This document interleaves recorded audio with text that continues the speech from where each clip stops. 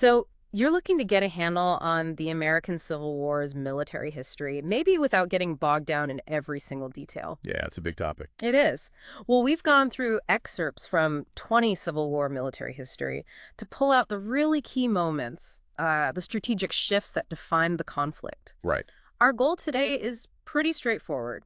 Give you a clear, efficient grasp of how the war actually unfolded on the ground and, why those events mattered. And what's interesting right from the start is seeing how those initial Union hopes for, like, a quick win in Virginia just didn't happen. Not at all. You think about First Bull Run or the Peninsula Campaign. Yeah, These were major Union pushes that, well, they just fell short. they really did. Yeah. It's like the Union showed up thinking it'd be a quick fight, maybe a few rounds. Exactly. And instead, they found themselves in this brutal, long drawn out conflict. Mm-hmm. And out of those early failures, a much bigger and ultimately much more devastating strategy started to form. That's where the Anaconda Plan comes in.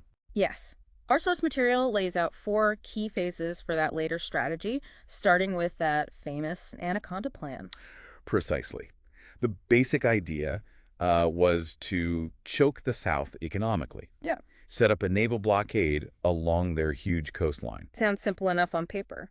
Well, actually doing that, setting up the blockade, was a massive logistical problem. The Union Navy, at the start, it was pretty small, lots of older sailing ships. Not exactly ideal for patrolling thousands of miles against fast blockade runners, right? Not at all. Yeah. So, yeah, initially it wasn't super effective, like trying to catch smoke, maybe. Huh. Yeah, good way to put it. But the Union adapted, didn't they? They started focusing more. They did. They shifted focus onto the main ports, the key inlets, and the places where most trade was actually happening. And as the war went on, that pressure really did start to squeeze those blockade runners. And what about other countries? How did they react? That's a really key point. Yeah. England, the big naval power at the time, they actually chose to respect the Union blockade. Well, probably a reluctance to get into another conflict with the North down the line. That decision was pretty significant in keeping foreign powers out of the war, really. Okay, and speaking of naval power, we absolutely have to talk about the ironclads. That feels like a real game changer in how wars were fought at sea. Oh, definitely. Yeah. You had the Merrimack, or the CSS Virginia, as the Confederates called her, this ship, armored with railroad rails, basically. Wow, just slapped rails on it. Pretty much. Yeah. And its initial impact was huge. The Merrimack just steamed out and basically swatted aside 2 wooden Union warships. It was a serious threat to the whole blockade fleet. Like something out of science fiction almost. Suddenly wooden ships are just upstairs. Exactly. But the Union response was incredibly fast, wasn't it? Yeah, the Monitor. Their own ironclad. Built in what, like 100 days? Something crazy like that? Just about 100 days, yeah. And when they met at Hampton Roads, March 1862, that was revolutionary. What happened? A 4-hour slugfest. Basically a stalemate between these 2 iron monsters. Mm-hmm. Neither one really won decisively. We're right then the Monitor pulled back after its captain got hurt. Okay. But the Virginia, the Merrimack, it never really posed that same level of threat again. And eventually, the Confederates had to destroy it themselves to prevent its capture. Huh. So the blockade is slowly tightening its grip, but back on land, in the east, the Union is still struggling. Let's talk about the Peninsula Campaign. This is General McClellan, right? That's right. George B. McClellan. He had this reputation, brilliant strategist, organizer. There's always a but with McClellan, it seems. But yeah, Lincoln famously said he had the slows. Overly cautious, always thought he was outnumbered, even when he wasn't. Right, the slows. And that caution seems to have defined the Peninsula Campaign. What was his plan there? Well, his strategy was actually kind of clever. Instead of marching straight overland towards Richmond, he planned to move his army up the peninsula between the James and York rivers, a flanking move, trying to get around the main Confederate defenses. Okay. Sounds reasonable. So what went wrong? Well, first, they got bogged down at Yorktown. A whole month spent besieging the place. That delay kind of killed any element of surprise or momentum they might have had. A month. Ouch, that's a long time in a campaign. It is. And then the Confederate General Johnston got wounded, and Robert E. Lee took command. Lee. That's a name we'll hear again. Absolutely. That was a huge moment. What followed were the 7 days battles. Lee basically attacked McClellan, forced him back, and made him abandon the whole campaign. It was Lee's first really big victory. And another Union failure in the East, so McClellan gets removed again? Yep, McClellan's out. General John Pope comes in. And does Pope fare any better? No, Yeah. not really. The Second Battle of Bull Run, or Second Manassas for the Confederates, was another disaster for the Union. Pope got routed by Lee, Jackson, and Longstreet, and the Union Army retreated back towards Washington again. It feels like deja vu. It kind of was. And there was blame thrown around, some directed at McClellan for supposedly being slow to send reinforcements to Pope. So Pope fails, and guess who comes back? Credibly, yes. Lincoln reinstates McClellan. It really highlights how much trouble the Union was having finding a commander who could actually win against Lee in Virginia. It's just the cycle of defeat and changing generals. But then comes Antietam, September 1862. Lee invades Maryland. What was he hoping to achieve there? It was a bold move. Lee had a few big goals. Hmm. Maybe convince Maryland to join the Confederacy, definitely gain supplies, and perhaps the big one, win a major victory on northern soil to encourage Britain or France to intervene. High stakes. And the battle itself. Antietam, Sharpsburg. It was just horrific, brutal fighting back and forth. It ended up being the single bloodiest day in American history. The single bloodiest day, just staggering. Yeah, the casualties were immense on both sides. The Confederates lost like over a quarter of their men engaged. The Union losses were terrible too. It was essentially a bloody stalemate on the battlefield. A stalemate, but McClellan didn't pursue Lee very aggressively afterwards, did he? No, that was a major criticism. Lee's army was battered, but McClellan let them slip back across the Potomac, which led to McClellan being removed, again, this time replaced by Burnside. But despite McClellan's caution after the battle, Antietam is still seen as hugely important, isn't it? Oh, absolutely. It was decisive in many ways. It was probably the Confederacy's best chance for that knockout blow or foreign help, and they didn't get it. Foreign powers basically backed off. And crucially, it gave Lincoln the victory, even though it was bloody and tactically sort of a draw, but it gave him the political cover he felt he needed to issue the preliminary Emancipation Proclamation. right. Which takes us to January 1st, 1863. The Emancipation Proclamation officially goes into effect. This feels like it changed everything, the whole purpose of the war. It really did. It transformed the conflict. It wasn't just about preserving the Union anymore. Now it was also fundamentally about ending slavery. It gave the Union cause a kind of moral high ground. A higher purpose, as the source puts it. But Lincoln's main goal initially, was it purely abolitionist? Well, his primary strategic goal, according to the source, was really about strengthening the Union's moral case, both at home and, importantly, abroad, weakening the South's moral standing, making it harder for countries like Britain or France to support a slave-holding nation. Okay, so it had a huge moral and diplomatic impact. But practically speaking, who did it actually free? Did it free all the slaves immediately? No, and that's a really critical point. The proclamation only declared slaves free in those areas that were still in rebellion against the United States. So not everywhere. Not everywhere. It specifically didn't apply to slaves in the loyal border states like Kentucky, Maryland, Missouri, Delaware. Hmm. And it also didn't apply in certain parts of the South that the Union had already conquered and controlled. How many people did that leave out, roughly? The source estimates about 800,000 enslaved people were not immediately freed by the proclamation itself. Wow, okay, so its immediate practical effect on the ground was maybe more limited than we sometimes think. In terms of immediate, widespread freedom, yes. But its symbolic power, its statement of intent, was enormous. It clearly signaled that the end of slavery was now a Union war aim.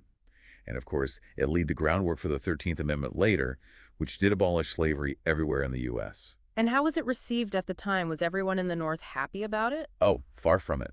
Reactions were really mixed, quite complex. A lot of people in the North, especially in those border states and parts of the Midwest, were worried. They feared it was becoming an abolition war, purely about freeing slaves, and that could hurt the war effort, maybe increase desertions. Did it have political consequences? It did. The Republicans actually lost ground in the 1862 midterm elections, partly because of this backlash. On the other hand, abolitionists, while some complained it didn't go far enough, were generally supportive.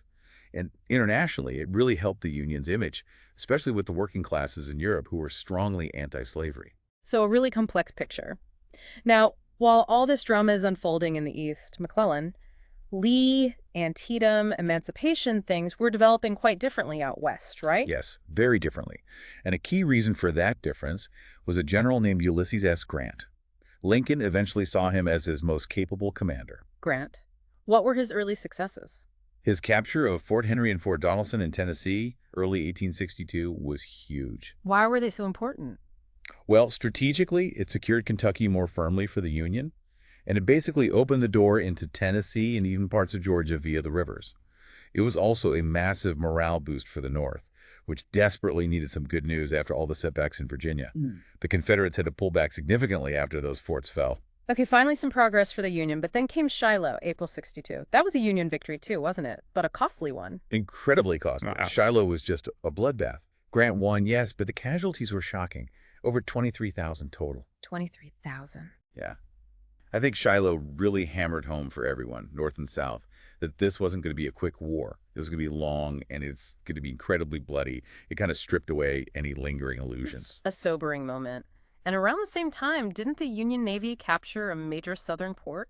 Yes, that spring, David Farragut led a Union fleet and captured New Orleans, a huge blow to the Confederacy controlling the mouth of the Mississippi. So the Union's making gains in the West, controlling key rivers. But back east, it's still a struggle against Lee. After McClellan's second removal post-Antietam, Burnside takes over, and that leads to Fredericksburg. Right. Fredericksburg, December 1862. And it was a disaster for the Union. Burnside ordered these repeated, futile frontal assaults against entrenched Confederates on high ground. Just sending waves of men uphill against defenses. Pretty much. It became known as Burnside's slaughter pen. Over 10,000 Union casualties, just horrific losses. Burnside was quickly replaced by General Joseph Hooker. Okay, so Hooker's in charge now. Does he do better? Next up is Chancellorsville, May 1863. Chancellorsville is often called Lee's perfect battle. Hooker had a much larger army, but Lee daringly split his smaller force, sent Stonewall Jackson on a brilliant flanking march, and smashed into the Union flank. Another major Union defeat, despite having superior numbers. Lee just seems unbeatable in Virginia at this point. Hooker gets replaced too. Yes, Hooker's out, replaced by General George Meade. But Chancellorsville wasn't all good news for the South. So, what happened? Stonewall Jackson. He was accidentally shot by his own men while scouting after his successful attack. He died a few days later. Wow. That must have been a huge blow. Massive. Lee famously said, "I have lost my right arm." Jackson was irreplaceable. And the Confederate casualties at Chancellorsville were high too, about 22% of Lee's army. So a costly victory. And this sets the stage for Lee's next big move, heading north again. Exactly. Lee decides to invade the North for a second time, this time into Pennsylvania, which leads us to July 1st, 1863, Gettysburg. Gettysburg. This feels like the turning point, doesn't it? At least in the East. It's certainly argued that way, yes. Along with Vicksburg out west, happening at the exact same time, Gettysburg was the Confederacy's biggest push, their high-water mark. Lee hoped a victory might demoralize the North enough to seek peace, or maybe finally get that foreign help. And the battle itself. 3 days, right. Immense casualties. 3 incredibly bloody days. The total casualties were staggering, over 53,000 combined. The bloodiest battle of the entire war. How did it unfold, day by day? Okay, so day one, the Confederates actually had some success, pushing Union forces back through the town of Gettysburg. But crucially, the Union Army managed to grab and hold the high ground south of town, Cemetery Ridge, Culp's Hill, Little Round Top. That high ground was key, wasn't it? Absolutely critical. Day two saw Lee launch major attacks on both Union flanks, heavy fighting on Culp's Hill, and especially around Little Round Top on the Union left. The Union lines bent, but they didn't break. Intense fighting. And day 3, that's Pickett's charge. Day 3 is defined by Pickett's charge. Lee ordered a massive frontal assault, maybe 12,000, 15,000 men, straight across open ground towards the Union Center on Cemetery Ridge. Against entrenched Union troops on high ground after Fredericksburg. Exactly. It was devastating. The Confederates marched into a storm of artillery and rifle fire. They reached the Union line in a few places, the high tide of the Confederacy, but they were shattered, repulsed with terrible losses. It was the Confederacy's last real chance for a decisive offensive victory in the North. And Lee retreated after that. He did. Took full responsibility for the defeat. Meade, the Union commander, didn't pursue him aggressively enough for Lincoln's liking. Lincoln famously complained, "My God, is that all?" But Gettysburg was a clear Union victory. So the significance is huge. End of Confederate invasions. South is now on the defensive. Pretty much doomed after Gettysburg and Vicksburg falling simultaneously. And then a few months later, November 1863, Lincoln goes to Gettysburg to dedicate the cemetery. The Gettysburg Address. The Gettysburg Address. Which, at the time wasn't seen as the main event. It was short. But its impact over time has been immense. How so? What did it do? Well, it basically reframed the war's purpose. tied it directly to the Declaration of Independence, to the idea of equality. It elevated the whole struggle. And it talked about the nation the United States is, not are, a subtle but powerful shift. It's become really a cornerstone of American identity. Incredible how a few short words could do that. Okay, so Gettysburg is a massive turning point in the East. You mentioned Vicksburg happening at the same time out west. Yes, almost simultaneously. Grant had been besieging Vicksburg, Mississippi for months. It was the last major Confederate stronghold on the Mississippi River. Why was Vicksburg so important? Controlling Vicksburg meant controlling the entire Mississippi River, cutting the Confederacy in two, separating Texas, Arkansas, Louisiana from the rest. It surrendered to Grant on July 4th, 1863. July 4th, the day after Gettysburg ended. Exactly. Talk about a turning point. Vicksburg's fall, combined with Gettysburg, was just devastating for the Confederacy and a huge boost for Union morale. The Union now controlled the Mississippi. The Anaconda Plan was really squeezing tight. Okay, so the tide has definitely turned by mid-1863. What happens next? We hear a lot about Sherman's marches. Right. William Tecumseh Sherman. After Grant takes overall command, Sherman takes over in the West, and his campaigns in Georgia represent a shift towards, well, what some call total war. Total war. What does that mean in this context? It means targeting not just the enemy's army, but also their economic resources, their infrastructure, and even the morale of the civilian population supporting the war effort. How did he do that? After capturing Atlanta in September 1864 and burning a good portion of it, Sherman launched his famous March to the Sea. His army cut a 60-mile-wide path of destruction across Georgia to Savannah, destroying railroads, factories, farms, supplies, anything that could help the Confederate war effort. That sounds brutal. Was the goal just destruction? The stated goals were to destroy supplies needed by Lee's army and, maybe more importantly, to break the Southern will to fight. To show them the Confederacy couldn't protect them. Sherman famously said, "War is hell," and he seemed determined to make it so for the South to bring it to a quicker end. And after Savannah? He turned north and marched through the Carolinas. The destruction in South Carolina, the first state to secede, was reportedly even more severe in places. Columbia, the capital, was largely burned. He pushed deep into North Carolina by the time the war ended. Wow. A very different kind of warfare. Now, while the Union armies are pushing forward, what's happening back home in the North? Was everyone united behind the war effort? Not entirely. There was significant internal dissent. We mentioned the reaction to the Emancipation Proclamation. There was also a group known as the Copperheads. Copperheads. Who are they? Basically, a faction within the Northern Democratic Party. They were deeply opposed to the war and advocated for peace, sometimes called peace at any price. They were essentially defeatists. And how were they treated? Their rights were often suppressed. There were arrests without warrants, people held for long periods. The name Copperhead was initially an insult, like the snake, but some embraced it. They tended to appeal to folks like some Midwestern farmers who felt the war was hurting them economically or disagreed with Lincoln's policies. Were there any prominent Copperhead leaders? Clement L. Vallandigham was probably the most famous, very outspoken against the war, conscription, Lincoln's suspension of habeas corpus. He was actually arrested, convicted of treason by a military tribunal, and banished by Lincoln to the Confederacy. Banished. To the enemy. Yep. Though he eventually made his way back to Ohio via Canada, Lincoln's handling of him showed maybe a bit of moderation amidst the crackdown. This political division must have made the 1864 election incredibly tense. Oh, absolutely. It was a critical election. You had deep divisions everywhere. Even within the Republicans, there was a congressional committee on the conduct of the war that was often critical of Lincoln. Abolitionists were pushing for more radical measures. And the Democrats. The Democrats were split wide open. You had the war Democrats, who supported the war effort, but not necessarily Lincoln, and then the peace Democrats, which included the Copperheads, who wanted an immediate end to the war. So who were the candidates? Well, Lincoln ran under the banner of the Union Party, basically a coalition of Republicans and war Democrats. To broaden the appeal, they nominated Andrew Johnson, a war Democrat from Tennessee, as vice president. A strategic move to get those border state votes. Exactly. Their slogan was basically, "Don't swap horses in the middle of the river, keep Lincoln to finish the job." And the Democrats nominated? George B. McClellan, Lincoln's former twice-removed general. Wow. McClellan running against Lincoln. Yeah. But the Democratic platform was heavily influenced by the Copperheads, actually denouncing the war as a failure. McClellan himself repudiated that part of the platform, but the association stuck. How did the war itself affect the election? Massively. For much of 1864, things looked really bad for Lincoln. Grant's campaign in Virginia was incredibly bloody. Progress seemed slow. Lincoln himself thought he was going to lose. There was even talk among some Republicans of replacing him on the ticket. So what changed? Union victories. In the late summer and fall, things started to turn. Farragut won a big naval battle at Mobile Bay. Sherman captured Atlanta, huge news. And General Sheridan had major successes clearing Confederates out of the Shenandoah Valley in Virginia. That must have boosted Northern morale significantly. Dramatically, suddenly, victory seemed possible, even likely.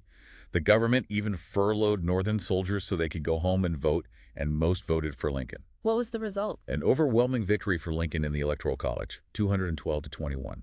Though McClellan actually got a surprisingly high percentage of the popular vote, around 45%, showing the North was still somewhat divided.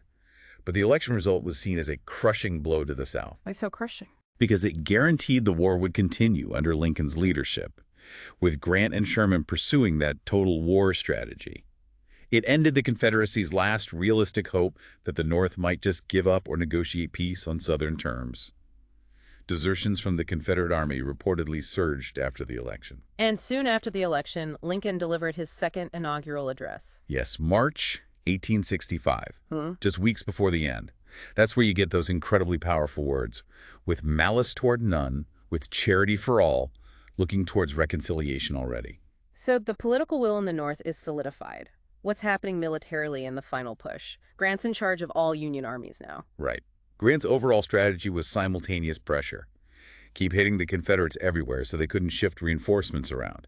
Meade technically still commanded the Army of the Potomac in Virginia, but Grant traveled with him, directing the overall campaign against Lee.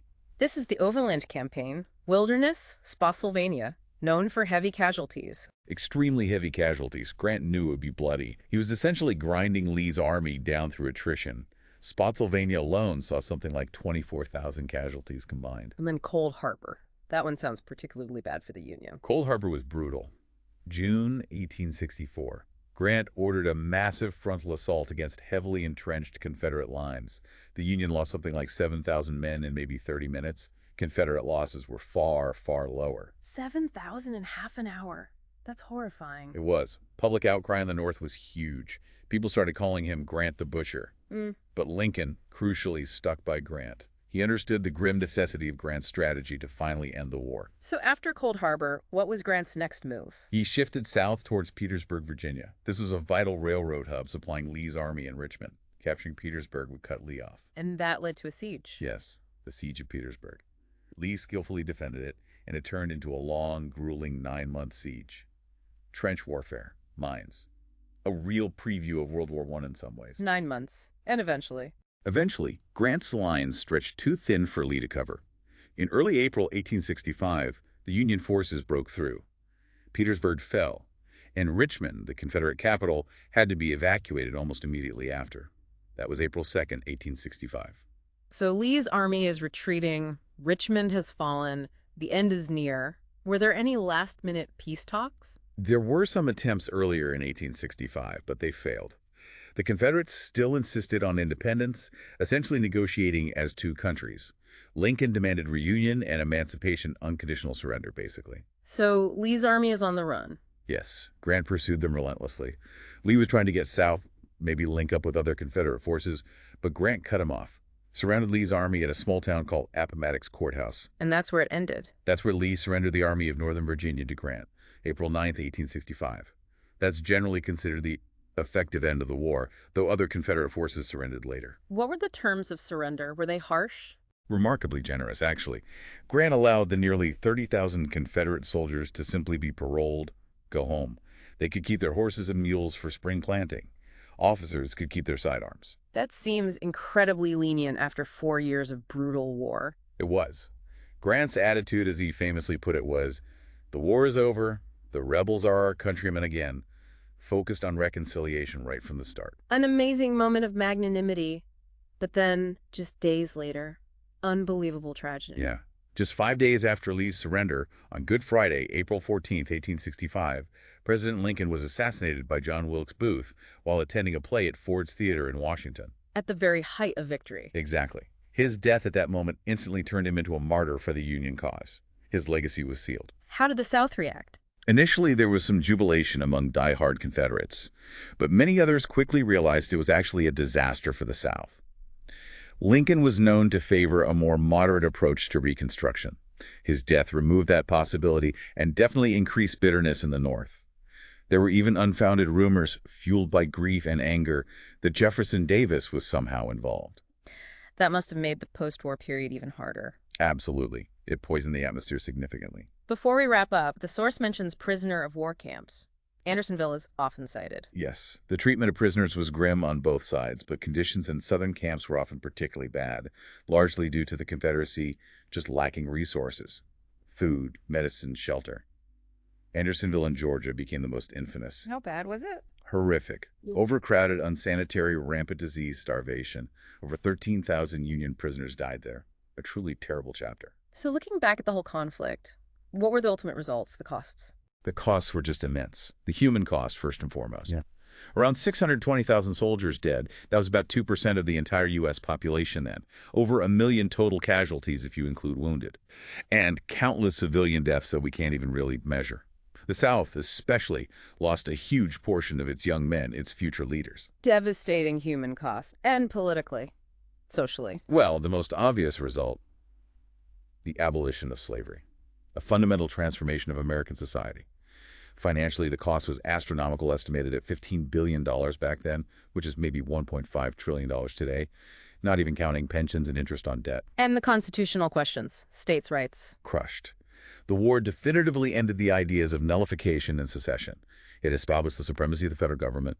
You could argue the Civil War was the single greatest constitutional decision in U.S. history, settled on the battlefield. So the Union survived, the nation held together. Yes, the ideal of union, of one nation, triumphed. It averted the danger of having two competing nations on the continent, with all the potential for future conflicts and complex power balances. And internationally, it strengthened the U.S., reinforced the Monroe Doctrine, and set the stage for America to become a major world power. It's an incredible sweep of history, from those early fumbles at Bull Run, through the Anaconda Plan, the brutal fighting East and West, the moral shift with emancipation, the turning points at Gettysburg and Vicksburg, Sherman's march, Grant's final relentless push. It really shows the complexity, the immense human cost, and how strategies had to evolve drastically from those initial assumptions of a short war. Absolutely. The initial Union failures really forced the development of that broader, tougher strategy that eventually, after so much sacrifice, led to victory. And the Emancipation Proclamation fundamentally changed what the fight was about. It certainly did, gave it that deeper moral dimension. So maybe something for you, the listener, to think about. How did all these unexpected twists, these moments where leadership failed or succeeded, where the very purpose of the war shifted, how did all that shape the America we live in now? What if Lee had won at Gettysburg? What if Lincoln had lost the 1864 election? It really makes you think about how contingent history can be.